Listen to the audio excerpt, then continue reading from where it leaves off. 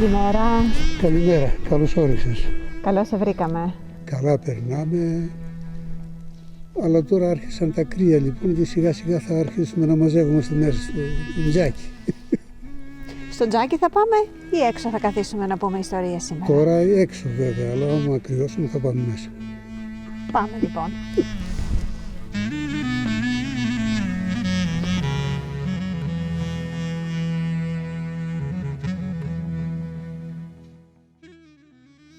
Γεια σας φίλοι και καλώς ήρθατε σε ένα ακόμα επεισόδιο από το κανάλι μας. Σήμερα συνεχίζουμε το οδηπορικό μας στην ορεινή Ελλάδα και βρισκόμαστε στη Βελαώρα Βρυτανίας. Θα έχουμε την ευκαιρία να συναντήσουμε τον κύριο Γιώργο, έναν άνθρωπο 85 ετών με πλούσιες εμπειρίες και ιστορίες που εκείνος θα μας διηγηθεί. Θα μας μιλήσει για τη ζωή του, για τα παιδικά του χρόνια, για τις δυσκολίες και τις χαρές μιας άλλης εποχής. Μαζί του θα ταξιδέψουμε πίσω στο χρόνο, στα δύσκολα χρόνια της Ελλάδας και θα ακούσουμε μαρτυρίες για το πώς βίωσαν οι κάτοικοι της περιοχής αυτή την δύσκολη περίοδο. Ελάτε να γνωρίσουμε τον κύριο Γιώργο και να ακούσουμε τις ιστορίες του. Μια συζήτηση γεμάτη νοσταλγία, εμπειρίες ζωής και σοφία. Καλώς ήρθατε στο χωριό μας. Είμαι ο Γιώργος Τσαμπόκαλος, 85-86 χρονών. Έχω ζήσει όλη τη ζωή μου στη Βελαώρα. Γεννήθηκα το 1939. Εδώ στο χωριό? Εδώ στο χωριό, ναι. Δεν έφυγα ποτέ, δεν πήγα ούτε Αθήνα ούτε πουθενά. Μόνο στρατιώτες έφυγα από το χωριό και ξαναγύρισα πάλι. Λοιπόν, παντρεύτηκα, έχω 6 παιδιά, 4 κορίτσια και 2 αγόρια. Είναι όλα παντρεμένα. Έχω 9 εγγόνια. Να σας ζήσουν και τα παιδιά σας και τα εγγόνια σας. Κύριε Γιώργο, πώς ήταν η Βελαώρα όταν ήσασταν εσείς παιδί εδώ? Η Βελαώρα όταν ήμουνα εγώ μικρός, ήμασταν περίπου 1000 άτομα κάτοικοι. Αντίθετα με τώρα που είμαστε 250 ακόμη. Λοιπόν, ούτε σπίτια ήταν τόσα που είναι τώρα και δεν ήταν κανένα σπίτι με κεραμίδια. Κεραμίδια μόνο είχε η εκκλησία μας. Τα άλλα σπίτια ήταν όλα με πέτρα. Πέτρα δηλαδή πλάκα τη λέμε εμείς και με αυτά ήταν σκεπασμένα τα σπίτια όλα. Και κατά διαστήματα από τον αέρα και από σεισμούς που συνεχίζουν να γίνονται πάντα, οι πλάκες επειδή δεν ήταν κολλημένες με το σεισμό μετακινούνταν κάπως, ας πούμε, λίγο και άρχιζαν τα σπίτια να τρέχουν νερό μέσα. Και βάζανε πάλι μαστόρους,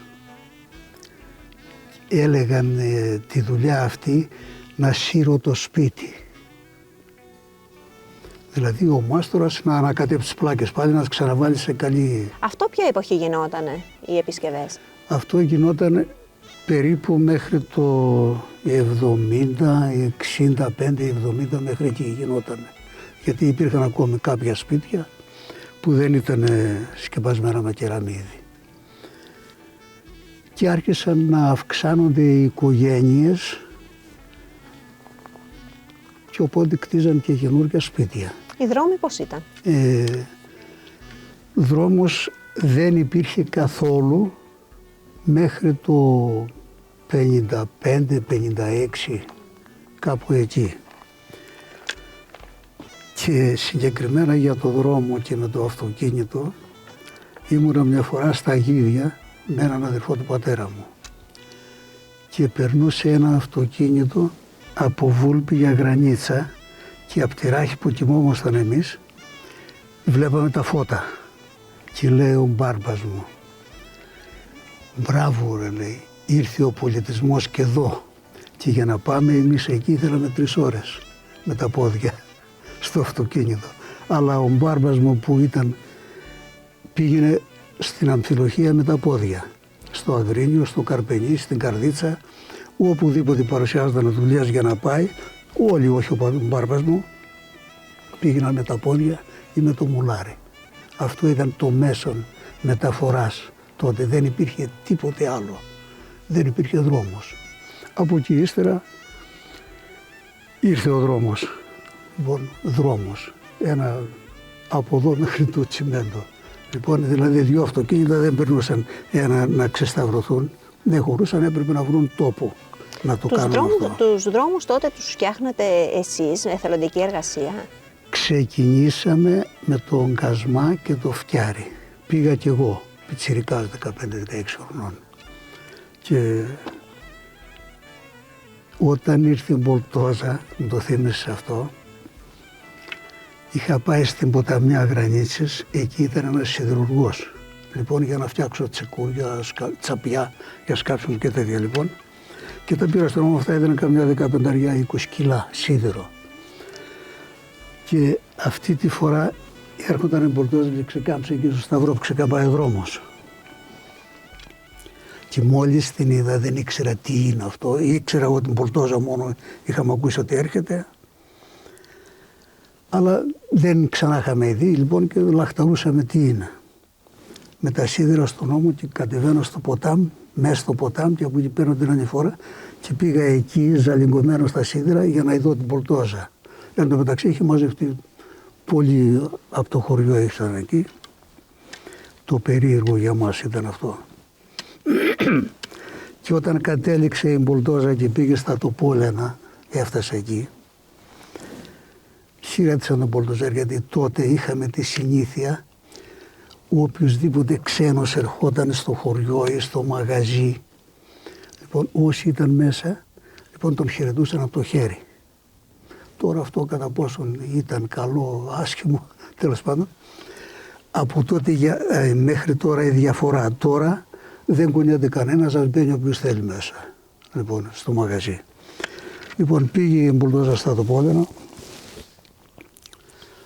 την άραξαν εκεί, πάει στο μαγαζί ο Μπολτοζέρης. Ένας, λένε τώρα οι Τοπολιανείς, και κάναν τέτοιες ωραίες πλάκες. Λοιπόν, πήρε ένα σακί άχυρο να ταΐσει την Μπολτόζα. Λοιπόν, πήγε εκεί άδεια στο σακί, τι κάνεις και του λέει, μνοφάει το πραγματάκι. Λοιπόν, γέλασαν. Ο άλλος στο μαγαζί μέσα από τα κουβέντιαζαν με τον Μπολτοζέρη εκεί, λέει, να σου πω ρε φίλε, αν μου κάνεις μια χάρη, αν γεννήσει ο Μπολτόζα μου κάτι σε ένα μικρό λαμπορτοζάκι, ότι θα γεννούσε το σίδερο. Τέλος πάντων, και καλαμπούρια, οι Τοπολιάνοι έκαναν πολλά όμορφα τέτοια. Να σας ρωτήσω, κύριε Γιώργο, όταν ήσασταν παιδάκι, το σχολείο το θυμάστε εδώ στο χωριό, πώς ήτανε? Το σχολείο, όταν ήμουν εγώ μαθητής, ήμασταν 180 παιδιά. Και πηγαίναμε από τον συνοικισμό αυτόν, πηγαίναμε απάνω. Εκεί ήταν το σχολείο. Ήμασταν 180 παιδιά με ένα δάσκαλο. Και δεν κατοικούσαν όλες οι οικογένειες στο χωριό. Ήμασταν διάσπαρτοι, όπου είχε ο καθένας το μαντρί του, το στάνι, τα κοπάδια του, είχε την καλύβα του και έμενε εκεί. Το σχολείο κουράζομασταν πολύ που πήγαιναμε από μακριά και παίρναμε και από το δρόμο, βρίσκαμε από ένα κομμάτι ξύλο για να ανάβουμε τη σόμπα. Δεν είχαμε άλλον τρόπο θέρμανσης, δεν υπήρχε τίποτα, ας πούμε, μόνο ξύλα. Τι ρούχα φορούσατε συνήθως? Ρούχα φορούσαμε μάλινα ως επιτοπλίστων. Λοιπόν, τα φτιάχνανε οι μανάδες μας στον αργαλείο. Από όπως κουρεύαμε τα πρόβατα, τα μαλλιά μετά ήταν διαχείριση των γυναικών. Εμείς οι άντρες τα κουρεύανε, τα πήγαιναν στο σπίτι στην καλύβα που, μετά οι γυναίκες να τα πλύνουν, να τα στεγνώσουν, να τα ανοίξουν, να τα ξάνουν, έτσι το λέγανε, το άνοιγμα. Μετά τα περνούσαν στο λανάρι. Λοιπόν, μετά τουλούπα, μετά γνέσιμο και εν συνεχεία λοιπόν η άλλη επεξεργασία στον αργαλείο και τα φτιάχναμε σακάκια, παντελόνια, τσοράπια, οι κάλτσες, φανέλες, όλα αυτά λοιπόν και τα φτιάχναν οι μανάδες μας, οι αδερφές αν ήταν μεγαλύτερες. Παπούτσια είχατε ή περπατήσατε εξυπόλυτος? Παπούτσια περπατήσα και εξυπόλυτος.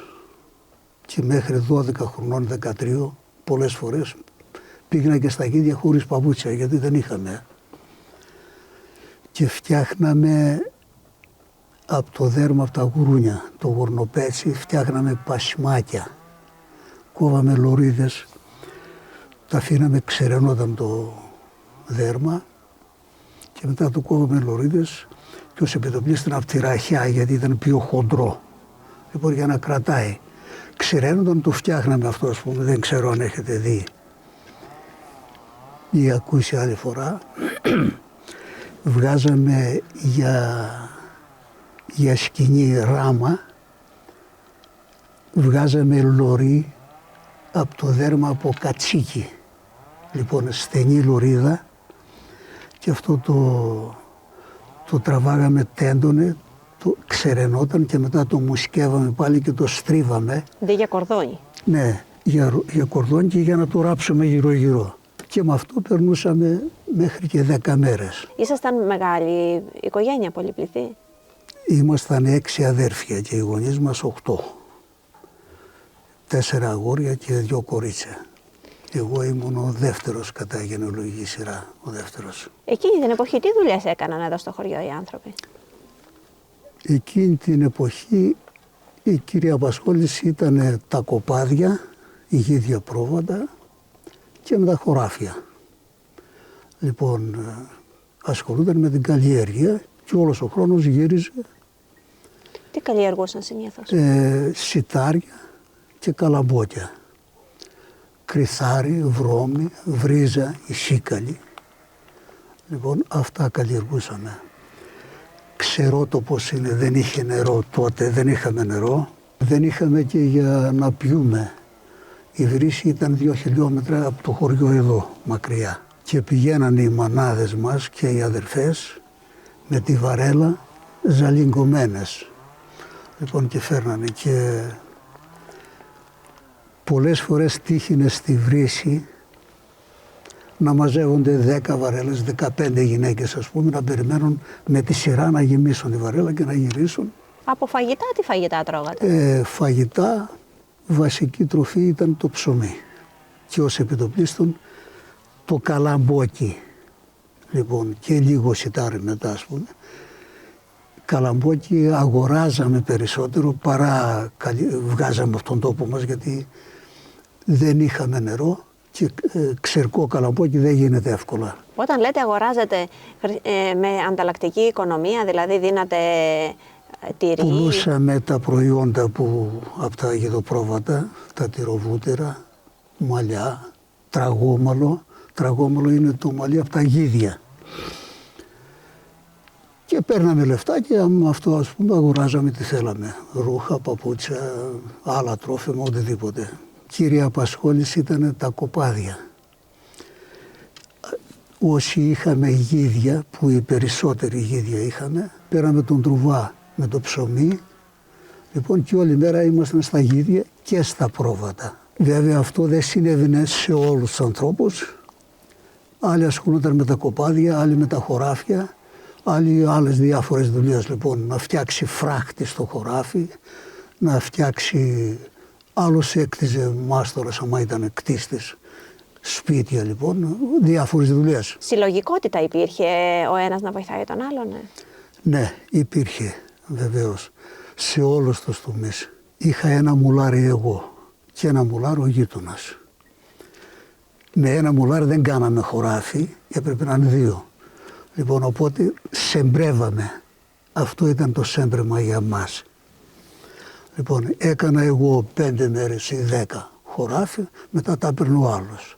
Λοιπόν, και να αλλάξει λοιπόν, για να μην περνάει ο καιρός και ο ένας μένει πίσω η σπορά του, να είναι κάπως σύγχρονα έτσι, παράλληλα. Λοιπόν, και αυτό ήταν το σέμπρεμα. Από εκεί και πέρα, βοηθιένταν οι άνθρωποι όλοι στο θέρο, στα σιτάρια, γιατί με το δρεπάνι θερίζαμε τότε, και στα καλαμπόκια, στο μάζεμα, στο σκάλισμα, σε όλες τις περιπτώσεις Στα ξεφροντίσματα μαζεύονταν και μέχρι 30, 40 και 50 μπορεί να δεις, ανάλογα σε πόσο καλαμπόκι ήταν. Και ήθελαν τότε για να πηγαίνουν στα ξεφροντίσματα, γιατί ήταν μια περίπτωση συγκέντρωσης να ειδεί ένας τον άλλον. Γιατί ήμασταν διάσπαρτοι στα Μανδρία, όπως είπα, τις Στάνες, και λαχταρούσαν οι πιο πολλοί, ας πούμε, να πάμε στα ξεφροντίσια και να ξεφροντίσουν, τραγουδούσαν εκεί, και στο τελευταίο, αφού τελείωνε το ξεφρόντισμα, κάμια φορά χόρευαν και όλα με το τραγούδι, και μπορούσε να υπάρχει κάπου και κάνα βιολάκι. Λοιπόν, ήταν κάποιοι που παίζανε βιολί, αυτοδίδακτοι, και με αυτούς γλεντούσε ο κόσμος. Μετά διαφοροποιήθηκαν τα πράγματα, γιατί ήρθαν τα ράδια, που δεν είχαμε ακούσει ούτε τη λέξη ράδιο.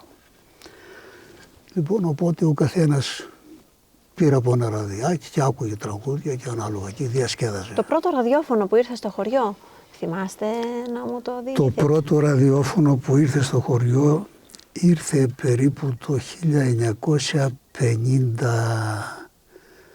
1952 ή 51. Και αυτό ήταν ένα μεγάλο ράδιο. Μας το έκανε δώρον το κράτος σε κάθε χωριό, κοινότητα, από ένα ράδιο. Λοιπόν, και αυτό ήταν ένα μεγάλο ράδιο με πετρέλαιο, λειτουργούσε, δεν θυμάμαι πώς ακριβώς είχε αναφερθεί το πετρέλαιο. Και ήταν στο κεντρικότερο συνοικισμό του χωριού, στο Δρακοπίδημα. Και ακουγόταν απέναντι και από το Βάλτο, από τα τοπόλαινα, από τα γύρω χωριά, τόσο δυνατή ένταση είχανε. Εδώ η περιοχή σας ανήκε στην Ευρετανία ή ήταν και στην Αιτωλοκαρνανία? Η Ευρετανία είναι επαρχία του νομού Αιτωλοκαρνανίας. Ήταν τότε? Ήταν. Λοιπόν, μετά, επειδή ήταν ο μεγαλύτερος νομός και είναι ακόμη της Ελλάδος, ο Αιτωλοκαρνανίας, χωρίστηκε η Βρετανία και έγινε νομός. Μετά ξαναεντάχθηκε ένα διάστημα, δεν θυμάμαι τις χρονολογίες όμως, και μετά ξανά χώρισε πάλι και έγινε νομός και παρέμεινε. Και συγκεκριμένα η Βελαώρα, τα Τοπόλαινα και η Σιβίστα ήταν με το όνομα ένα χωριό, τα τρία, με το όνομα Βάλαώρα Βάλτο. Και αυτό ήταν περίπου μέχρι το 1834, κάπου εκεί. Τότε βάλαν όριο τον Αχαιλλώο, η νομή Ευρετανία και η Αιτωλοκαρνανία, και κοπήκανε προς την Ευρετανία τα τρία χωριά αυτά, Βαλαώρα. Μέχρι τότε ήταν Βάλτο, Βαλαώρα Βάλτο. Την παλιά εποχή γιορτές και πανηγύρια υπήρχαν?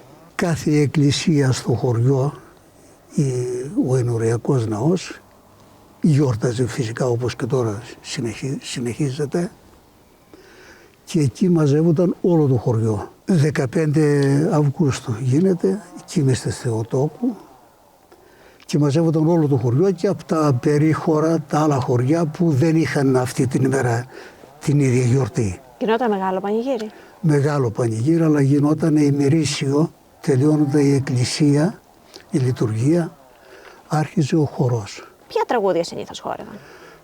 Τον ήλιο, την αιτιά, την καραγκούνα. Στις γιορτές οι γυναίκες φτιάχνανε σπερινό, ύψωμα και λειτουργίες για την εκκλησία, και μετά, αφού αυτά πήγαιναμε και στην εκκλησία και τελείωνε η εκκλησία, έβγαινε ο κόσμος έξω, χαιρετιόταν, έλεγαν χρόνια πολλά, όλα όμορφα, και μετά όλοι οι άνθρωποι, και αυτοί που ήταν στην εκκλησία και αυτοί που δεν είχαν πάει, πηγαίναν σε όλους τους εορτάζοντες, σε όλα τα σπίτια. Πηγαίναν πάντα στα σπίτια για χρόνια πολλά. Τώρα αυτό έχει αλλοιωθεί πολύ. Τότε ήμασταν πιο δεμένοι, γιατί είχαμε και ανάγκη. Να φανταστείς, αφού δεν είχαμε και ρούχα πιο νωρίς, μετά το 50 ο μέσος, ας πούμε, γιατί με τον εμφύλιο πόλεμο φτώχυνανε όλοι, γιατί κοπάδια είχαμε τα οποία ψοφήσανε. τα πήραν αρρώστιες, φύγαμε από τον τόπο μας και ήρθαμε φτωχοί απάνω. Και είχαμε ανάγκη. Λοιπόν, Γιώργο, μου δίνεις το σακάκι σου να πάω στην εκκλησία. Λοιπόν, τα παπούτσια σου. Και γυναίκες και άντρες, λοιπόν, δανείζονταν παπούτσια και ρούχα για να παρουσιαστούν κάπου, ας πούμε, σε μια εκκλησία, σε ένα εκκλησίασμα ή σε ένα πανηγύρι, σε ένα άλλο χωριό να πάνε. Λοιπόν, και γι' αυτό ήμασταν πιο δεμένοι, ίσως και από ανάγκη. Λοιπόν, τώρα δεν έχει ανάγκη ένας τον άλλον. Μου μιλήσατε προηγουμένως για τον εμφύλιο. Σας επηρέασε ο εμφύλιος πόλεμος το χωριό σας? Πολύ. Πολύ μας επηρέασε. Καταρχήν εκτοπιστήκαμε όλοι. Δεν έμενε κανένα στο χωριό. Πήγαμε μέχρι Αγρίνιο, Αμφιλοχία, Λαμία, παντού, ας πούμε, σκορπιστήκαμε. Και χάσαμε ό,τι ζωντανό κεφάλαιο υπήρχε, χάθηκαν. Και ήρθαμε στον τόπο μας πάλι το 51 περίπου και αρχίσαμε από την αρχή να κάνουμε τι. Και πεινάσαμε, τότε φτωχήναμε πιο πολύ. Πώς συμπεριφερόταν οι αντάρτες προς εσάς? Ήτανε άτομα από εδώ που οι αντάρτες τα είχαν γραμμένα για εκτέλεση. Και ήδη εκτέλεσαν έναν από εδώ, από τα Ευλαώρα, έναν από τα Τοπόλαινα και έναν από το Νέο Αργύρι. Και τότε άρχισε ο κόσμος να φεύγει, ας πούμε, λίγο-λίγο. Η συμπεριφορά των ανταρτών, εφόσον ζούσαν από τους κατοίκους εδώ, έρχονταν, το έπαιρναν, ήθελες δεν ήθελες, έβαζαν τις γυναίκες και λέει ζήμωσέ μας ψωμί, κουλούρες μεγάλες. Λοιπόν, δώσ' μας τυρί, δώσ' μας κρέας. Λοιπόν, του πατέρα μου συγκεκριμένα ένα βράδυ είχαν έρθει εδώ 2.000 αντάρτες. Καταβλίστηκαν εδώ στο χωριό και πήγαν στα σπίτια και μάζευαν ξύλα και άναβαν φωτιές για να ζεσταθούν από τη μια πλευρά και από την άλλη να ψήσουν και να μαγειρέψουν. Και τον πατέρα μου του παίρνουν 18 γκισέμια ένα βράδυ. Λοιπόν, και τα εκτίμωσα εξωματικός, λέει δεν φτάνει, λέει, το κρέας, θα φέρεις κι άλλα. Και πάει και φέρνει άλλα 7 γκισέμια ακόμη. Γκισέμια ξέρεις τι είναι, τράγια. Και μετά απελπιστήκε, λοιπόν, σου λέει θα μου τα φάνε όλα. Λοιπόν, και τότε έφυγε ο πατέρας μου. Τι μηνύματα αφήνει, κύριε Γιώργο, ένας εμφύλιος πόλεμος? Τι είναι το χειρότερο πράγμα, το χειρότερο. Δεν ξέρει ο άνθρωπος από πού να φυλαχτεί όταν υπάρχει ο εμφύλιος. Από κανέναν, κανένας από κανέναν. Έτυχα σε μάχη στον Εμπεσό και ήρθαν οι αντάρτες από εδώ και άρχισε η μάχη. Και κοιμόμασταν σε μια σπηλιά και άρχισε η μάχη και πήρε ο πατέρας μου εμένα και ένα αδερφάκι μικρότερο και πήγαμε πιο κάτω σε μια άλλη σπηλιά, γιατί εκεί που ήμασταν έρχονταν οι σφαίρες και τους ακούγαμε, χτυπούσαν τις πέτρες. Δεν έτυχε να μας χτυπήσει κάποια και το θυμάμαι αυτό και φοβάμαι ακόμα. Λοιπόν, τόσο φόβο πέρασαμε τότε. Τι θυμάστε από εκείνη την περίοδο κοντά στο Τρίκλινο? Ερχόμασταν από εκεί εδώ και το Σάββατο και την Κυριακή γυρίζαμε πάλι. Στο δρόμο, εκεί που είναι η τρύπα, αφού είχαμε ακούσει ότι ρίξαν ανθρώπους και τέτοια. Μια ιστορία διαφορετική είχαν πιάσει ανθρώπους, είχαν φέρει και από το Ξερόμερο και ρίξαν στην τρύπα αυτού. Και είχαν φέρει 2 αδερφούς, λοιπόν, όνομα Μαυρομάτης. Και δεν βρήκαν την τρύπα για να τους ρίξουν και τους τραβήξαν καμιά 100 μέτρα πιο πάνω σε μια λαγκάδα που ήταν ο δρόμος εκεί που περνούσαμε. Και τους στήσανε σε μια αριά, σε ένα δέντρο, λοιπόν, και τους φεκίσανε εκεί. Και μετά τους βαρνίσανε πιο πάνω λίγο, κάμια 10 μέτρα και τους αφήσανε. Και εκεί περνούσαμε εμείς. Αυτό έγινε το 44 και εμείς περνούσαμε το 47. Αλλά εκεί που τους αφήσαν τους ανθρώπους και διαλυθήκανε, σφάγαν τα ζλάπια, είχαν μείνει κομμάτια από τα ρούχα τους ακόμη. Λοιπόν, και αυτά τα βλέπαμε εμείς. Λοιπόν, και γύριζαν τα μαλλιά μας έτσι. Είχα κι εγώ μαλλιά τότε. Λοιπόν, και φοβόμασταν. Και εκεί περνούσαμε τρέχοντας. Τι σας έκανε να μείνετε στο χωριό και να τα αγαπάτε τόσο πολύ? Επειδή αλλού δεν είχα πάει, δεν ήξερα. Λοιπόν, εδώ μου άρεγε, είχα φίλους, συγγενείς. Λοιπόν, οπότε συμφώνησα και έκατσα και δεν μετάνιωσα ποτέ. Πολλές φορές και ας τον ζω, όπως τώρα πραγματικά, κάθομαι και βλέπω. Λοιπόν, κάθομαι και δεν το χορταίνω. Κλείνοντας αυτή τη συνάντηση σήμερα με τον κύριο Γιώργο, νιώθουμε γεμάτη συγκίνηση και σεβασμό. Οι ιστορίες του, γεμάτες απλότητα και σοφία, μας ταξίδεψαν σε μια εποχή, μας έφεραν πιο κοντά στην ιστορία του τόπου μας. Μέσα από τα μάτια του είδαμε τις δυσκολίες, αλλά και την ομορφιά της ζωής στην ορεινή Ελλάδα. Ακούσαμε μαρτυρίες για τον εμφύλιο, για τη φτώχεια, αλλά και για την ελπίδα και την αγάπη για τη ζωή. Η Βελαώρα, ένα μικρό χωριό της Ευρυτανίας, κρύβε μέσα τις μεγάλες ιστορίες. Νιώθουμε τυχεροί που έχουμε καταγράψει κάποιες από αυτές. Ιστορίες ανθρώπων του Μόχθου που έζησαν, αγάπησαν και έχτισαν μια ζωή με αξιοπρέπεια. Ευχαριστούμε θερμά τον κύριο Γιώργο για τη συγκινητική συνέντευξη και για τη ζεστασιά που μας χάρισε σήμερα. Και εγώ σας ευχαριστώ και η δουλειά σας, λοιπόν, αυτό που κάνετε, δεν πιστεύω να υπάρχει άνθρωπος που να μην το απολαμβάνει και το ευχαριστιέται. Σας ευχαριστώ και πάλι. Ευχαριστούμε και εμείς θερμά όλους εσάς που μας παρακολουθήσατε. Μείνετε συντονισμένοι για περισσότερο οδηπορικά και συναντήσεις με ξεχωριστούς ανθρώπους. Μέχρι την επόμενη φορά να είστε όλοι καλά. Και αν σας άρεσε το βίντεό μας, κάντε εγγραφή στο κανάλι μας.